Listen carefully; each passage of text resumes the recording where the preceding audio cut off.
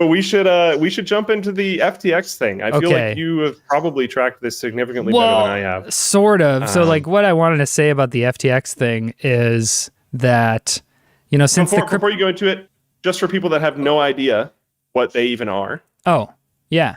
Oh, FTX. So FTX is a cryptocurrency exchange owned by or started by a guy named Sam Bankman-Fried. I don't know how to say his name. Fried.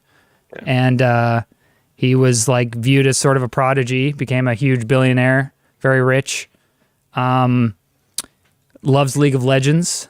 So that should tell you something about where this is going. Degenerate. If you play League of Legends. Everything else is fine. You can't call anything else degenerate nowadays, but League of Legends, that's the thing. You can say it's degenerate. It's fine. Oh, okay. Yeah, all right. In case you didn't know. That they released What I do know is that he's really bad at League of Legends. This was honestly, I think, the most disappointing part of this whole story to me. Because we're going to talk about how this guy screwed people over millions and billions of dollars. And that's really obviously disappointing. But the thing that impacted me the most is that this person apparently has hundreds of games, potentially over 1,000 hours, like lots and lots of time in League of Legends, and is stuck in bronze. I was trying, yeah, which is just so cringe, dude. Like I just read an article. That was saying, well, I didn't read it, but like as I was about to come on set here, I was like, oh my gosh, I don't know enough about this to talk about it. So that I was like trying to look stuff up real quick, and I found an article about how when he was on business meetings, people would hear clicks in the background. And he had a reputation for playing League of Legends while on conference calls for business. Wow, that's so APM was amazing. APM was huge. Still hard stuck in bronze though. So basically with the FTX thing, what I understand about it, I didn't follow absolutely every development, because honestly, since the crypto crash earlier this year, I have not paid attention as much to crypto stuff, because I think that it has largely kind of passed out of the mainstream view. I mean, I don't want to say that because there are still like FTX had their name on a sports arena. I don't know for sure which one. I don't remember. But we're probably not going to be seeing Super Bowl ads for crypto coins anytime soon again, or maybe we will. I don't even know when the Super Bowl is. Is it in April? It's around there. I should know this. I expected you to know, but what am I thinking? I actually don't know. All I know is I get a notification from my brother and my dad every year, and they're like, "Hey, we're watching the Super Bowl. It's on this day," and I show up. That's it. Exactly. My mom makes chili, and it's a family thing. But nobody watches it before the Super Bowl. Anyways. Apparently, as far as I can tell, this is like the TLDR. Sam Bankman-Fried he started FTX, the exchange. He was using funds from that exchange as collateral on another one of his companies called Alameda Research. He made some wrong decisions. It caused the collapse of the exchange. Binance, one of the other huge crypto exchanges in the world, at first they were like arguing about it. At first they were like they had animosity, and then Binance was like, okay, we'll bail you out, because the two founders of these exchanges actually do know each other, and they've been, they're both in the same sphere. And Binance said, we'd bail you out, but then they backed out, leaving Sam Bankman-Fried in dire straits, and many crypto coins lost a huge amount of value, including Solana, and that's basically like the super TLDR of the situation, as far as I understand it. As far as my understanding, a couple of just little juicy details, and this is alleged. I'm going to put allegedly on this, but as far as my understanding goes, he said that he was not leveraging or like gambling with users' funds that were inputting stuff into the FTX exchange. The problem is that FTX was loaning out money to Alameda Research, and then Alameda Research was leveraging and gambling with that money. So he was like, FTX is not going to do this. Right. Just lended the money to another group. So technically, right. He's like, technically they're not doing it, but they're doing it. There's like, okay, there's some degrees of separation that somehow makes it okay. There's a lot of things that you would expect a League of Legends player to do in this story. Yeah. Yeah. I guess the main question well, one of the get him, drag him.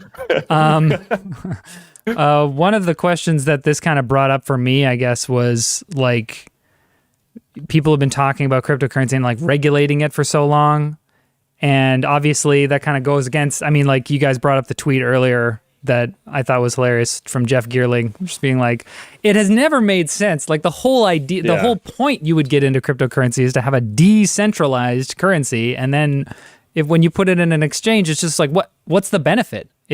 Now it's just centralized. Now it's just different money. I think I can kind of answer that, actually. Please. It's people that don't care about that aspect. They want it as a monetary vehicle. They want something that they can effectively gamble with. It's an investment. They don't care about the fact that it's decentralized. They don't care about any of the features of the different coins. They're not into the technical aspect of it at all. They just go, okay, well, the line has gone up for a while, and then it went down, and I'm going to buy the dip, and then it's going to go up, and I'll sell it again. Yeah. So they're not worried about taking off exchange or the decentralized aspects. And then obviously there are tons of people that do care about those, but I think a lot of the people on exchanges are people that see the Super Bowl ads and whatever else, and they see the line going up, and they hear about billionaires that are made off of crypto, and they're like, oh, okay, I'll buy some. And then they leave it on the exchange because they're not technical and they don't care about those. Yeah. Aspects. And to me, I mean, that's the main, because like every time we talk about cryptocurrency, I feel a bit bad because way back in the early 2000s, and people were talking about, or before then, I forget. I thought it was like early 2000s when this stuff really, or like 2011 or something. It wasn't a scam really back then. Like people actually were trying to, they had some like libertarian ideas about finance. That was like and the whole goal was the technical about stuff. Yeah, government control of things. Speculating. Which is like, I'm not a libertarian, but I can understand that as a political ideology. You're like, hey, that we think the government should have less say in what we do with our money and how we, what we're allowed to do. And so let's make these cryptocurrencies and we'll free people, especially in areas of the world where, there are really oppressive governments. It would give some sort of freedom to people to do the things that they want. Destabilization. Yeah. So when you go all the way back, the idea of cryptocurrency was, I'm sure some people were in it just because they thought they could get rich, but for some of them, no doubt it was like a noble goal. Could be. and for a considerable amount of people, it still is. I just don't think those are the people that largely got screwed over by this. For sure. A lot of people that got screwed over by this are speculators and people that are in it to make that money, Yeah, and some people are pointing out in the chat that those people do still exist, and that's true. Of course, there are people who are still involved in it because they have a hope that it could improve society in some way. But I think that that's the funny thing with these centralized exchanges. It allowed. It allowed the bad actors who are in on things early to leave normies holding the bag. It's like, oh, we got you all hyped up for this stuff, and then we got your investment, and now we're going to get out while the getting's good, and you're screwed. That's one of the roughest things about crypto is there's been so many bodies on the path, and this is just another one of those scenarios where the people that I know that are really into it and they're doing it properly, I'm certain they weren't touched by this. Other than the fact that a lot of different cryptos took a hit, right? Yeah. But they didn't lose their coins. Their coins may have lost USD value, but they didn't lose their coins. Right. Wait, did they? It's still. What do you mean? You're saying with the collapse of this exchange? Oh, right, because they didn't get hacked or anything. It was just the value tanked. There was. Well, okay, no. Oh, maybe people it was that were on FTX. I think they lost their coins. What I'm saying is people that don't deal with exchanges because they're like, no, I'm into the decentralized aspects. Yeah, sure, have it on cold wallets, stuff like that. Those people didn't lose their coins physically, right? But they might have lost some value or not. I don't know. It depends on what coins they're in. But it makes the whole space look gross when this type of stuff happens. And I think that's something that a lot of crypto people have had a bit of a hard time either accepting or understanding, or I don't know, this whole time, is I think the reaction by a lot of the hardcores when stuff like this happens is, get owned, noob. You should have been on a cold wallet. which is fair to a certain degree. But as much as you want to react that way, as long as this type of stuff happens, I don't think it's gonna hit the type of market adoption that they want it to. No. So